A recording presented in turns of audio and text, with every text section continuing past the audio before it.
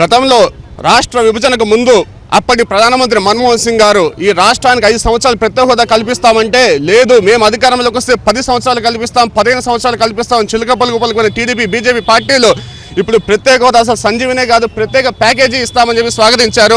మేము దీన్ని తీవ్రంగా ఖండిస్తున్నాము.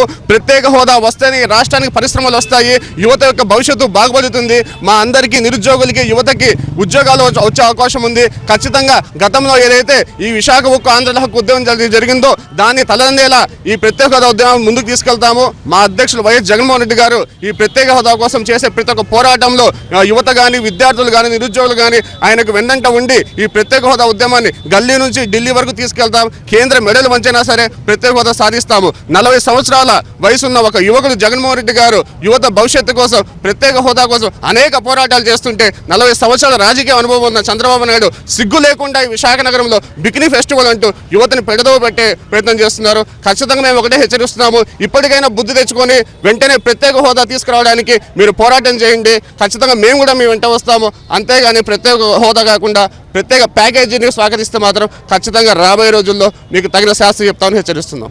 విద్యార్థి విభాగం యొక్క ప్రతిష్టత తెలుసు, వాళ్ళు ఏ విధంగా ముందుకెళ్ళి ఈ వైఎస్ఆర్ పార్టీని బలపరచగలరో అన్నది.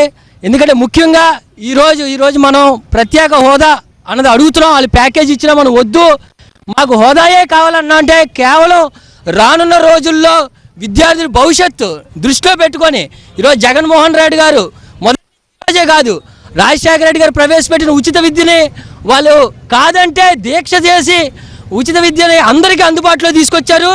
అదేవిధంగా ఏదైతే ఫీజు రియంబర్స్మెంట్ కూడా ఎగరకూడదామని చూస్తే ఈ ప్రభుత్వం వచ్చి దాన్ని మళ్ళీ జగన్మోహన్ రెడ్డి గారు దేశంతో సాధించారు.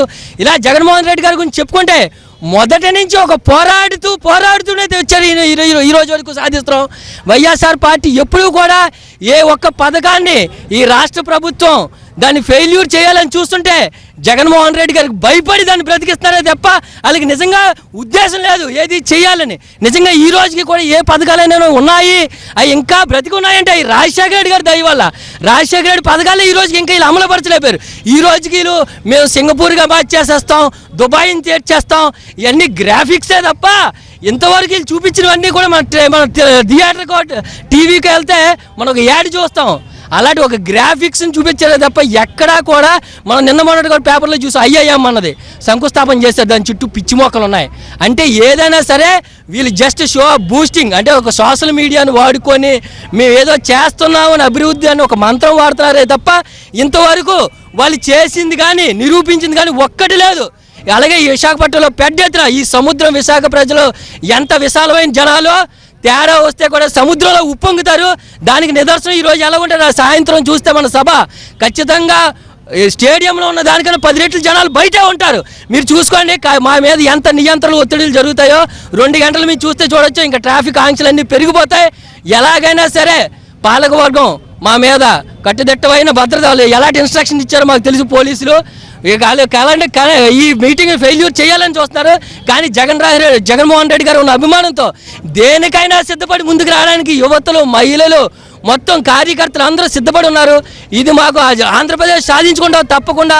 మా సలాం బాబు గారు అన్నట్టు ఆ రోజు ఎలాగైతే విశాఖపట్నం స్థానికులకు కావాలని విశాఖ ఉక్కు ఆంధ్రుల హక్కు అని ఎలాగన్నారో ఈరోజు ఈ రాష్ట్రం కోసం తప్పకుండా ప్రత్యేక హోదా కోసం మా నాయకుడు జగన్మోహన్ రెడ్డి గారు చేసిన ఈ యొక్క సదస్సు మేము తప్పకుండా విజయవంతం చేసుకొని మేము నిరూపించుకోవాలని కోరుకుంటూ సెలవు తీసుకున్నాను.